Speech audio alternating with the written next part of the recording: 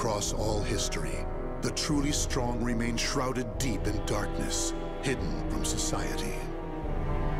They carefully erase all traces of their existence, so that when later generations look back on history, it is as if they were never there. But sometimes, even the most perfect plans to erase one's tracks leave unexpected loose ends. This tome was one of those loose ends, left behind in charred ruins. What secrets lie within?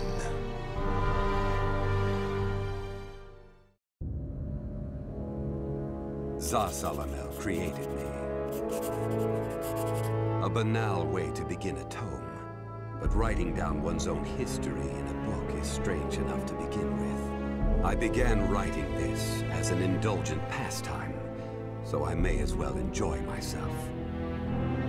Now, about the cursed sword known as Soul Edge. I intend to record its secrets in this very tome. However, I must exercise caution. A fitting end awaits all who seek the cursed sword. Some may laugh and call this an exaggeration. Should anyone who has held that sword ever read this tome, though, I'm certain they'll agree with me. The origin of Soul Edge is a mystery. Legend says it was once an ordinary sword, void of any power. But after fighting on countless battlefields, it gathered a great deal of negative power, until a curse fell upon it. That much is true. All who took Soul Edge in their hands became slaves to the blade, murdering until they bled their last drop of blood. That is why so few know of it, despite its appearances time and time again throughout history. Until, that is, an age-long past, when there appeared a man with a mind powerful enough to resist the sword's control. He was known as the Hero King.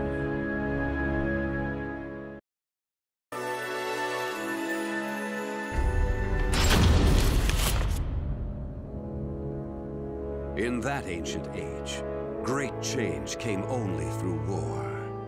Thus, controlling Soul Edge meant ruling the world. The Hero King, being the man he was, one could say it was inevitable that he would bring peace to this warring world. I won't record the Hero King's name here. Someday I may decide the time is right to reveal it, but that time isn't now. It is said the Hero King lost Soul Edge due to his jealous son. After the Hero King killed his son, the spirit sword Soul Calibur was born from the remnants of the cursed sword.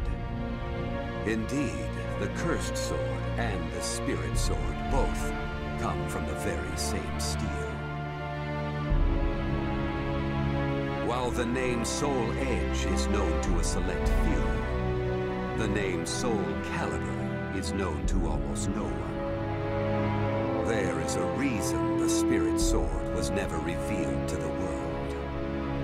Some say the Hero King created the spirit sword, but the truth is that the Hero King risked his life and failed.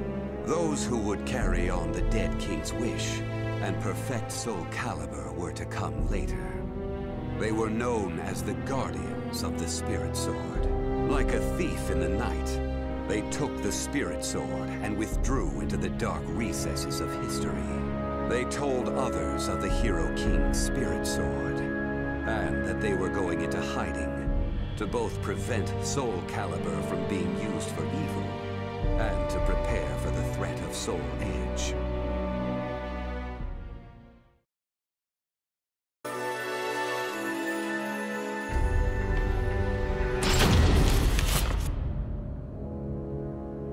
The guardians of the spirit sword only entrust Soul Calibur to a select few.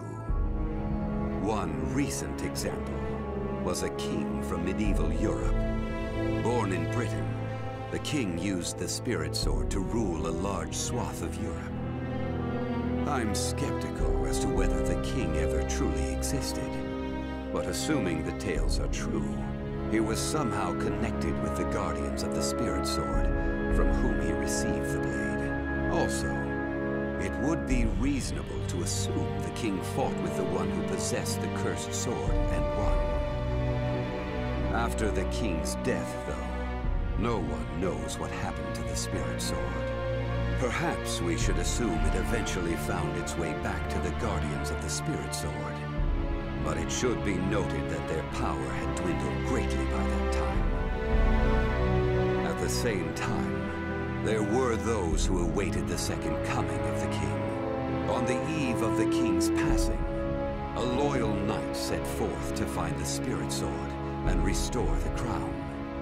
That was the start of the secret society known as the Aval Organization. They hid themselves well for a considerably long period of time. Not even I learned of their inner workings until quite recently. Sworn to the late king, the Aval Organization sought the Spirit Sword and secretly assassinated all whom they deemed outsiders, those who were aligned with the cursed sword or did harm to humankind. A deeper look, however, reveals there was some unrest hidden below the organization's seemingly unshakable exterior.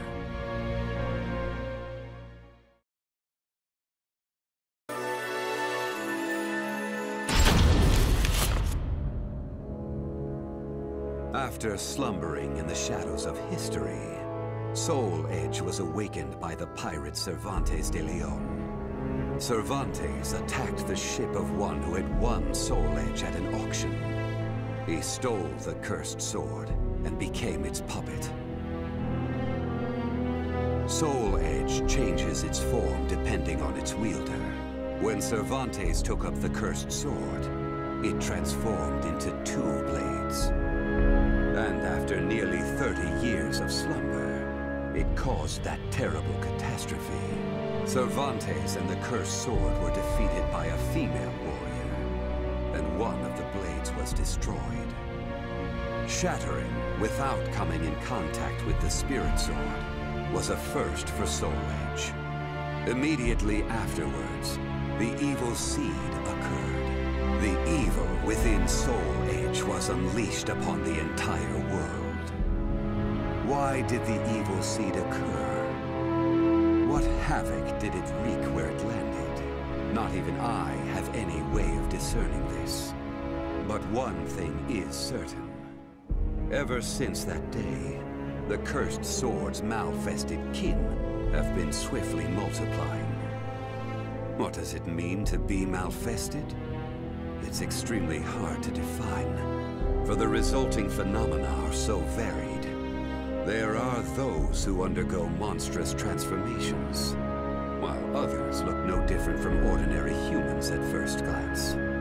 In addition to humans, some animals have experienced transformations as well. Common traits of the malfested include heightened fighting instincts and violent tendencies.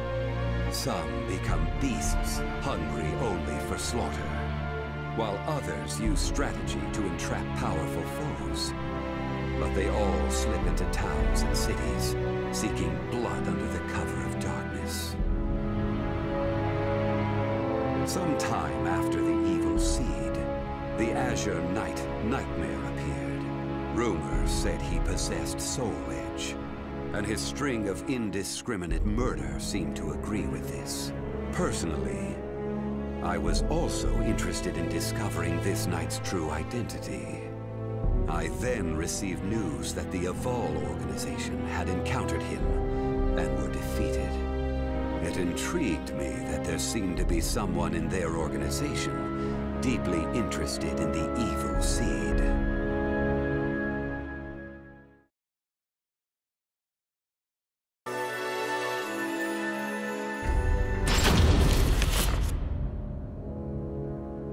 While Soul Edge has appeared constantly throughout history, Soul Calibur's whereabouts are still shrouded in mystery.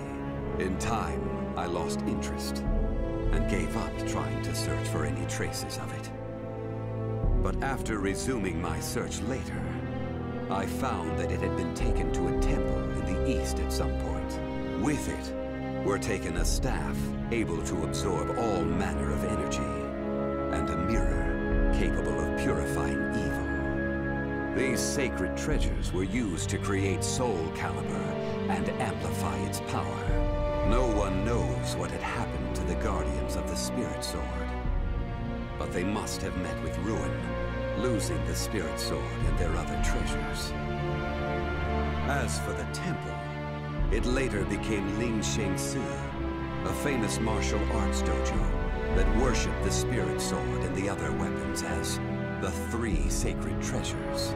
But now the Spirit Sword is no longer there. The evil seed deeply affected Ling Sheng Su, and most likely caused it to attract evil energy.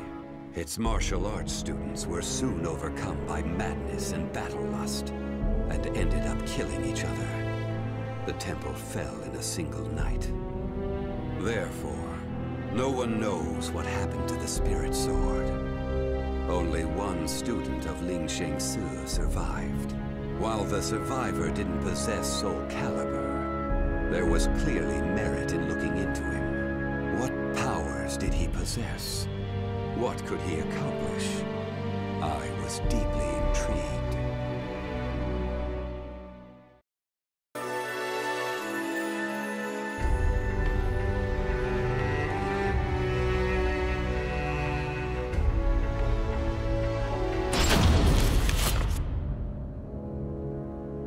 I only started writing this tome as a pastime, but in order to give it a clear perspective, I must reveal my identity.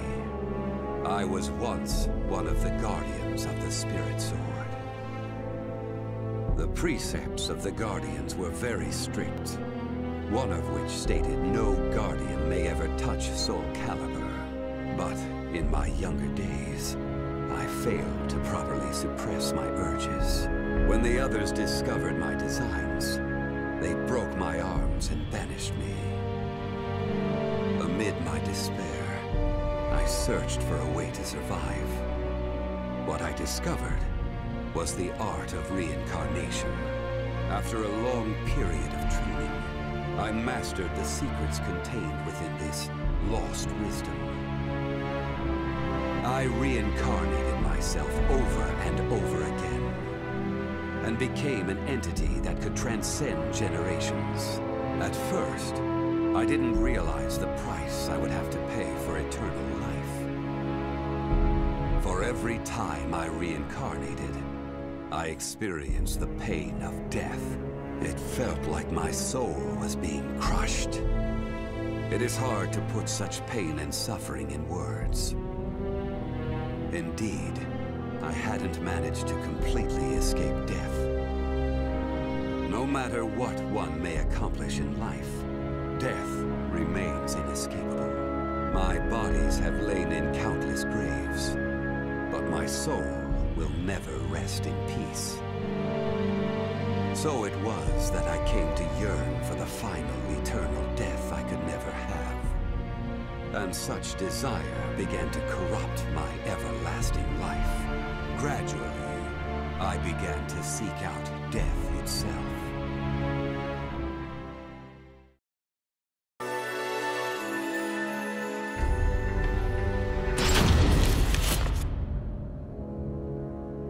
That was 1,000 years ago. My desire for death was at its peak. That longing for true death led me to even take hold of Soul Age. Wisdom, power, battle lust. In those days, I felt I could do anything. But when it was over, I was forced to confront just how prideful I had been. As a puppet of the cursed sword, I kept fighting to my last breath. And for what? I fought in an age of endless war that spanned the world, all to establish a certain dynasty. That is all I'll say on the matter. I've lived as every type of person. Old, young, man, woman. But I've never felt as much joy as when I wielded that power. However, not even the cursed sword could free me from the chains of samsara. And so I died, and was born again into this world.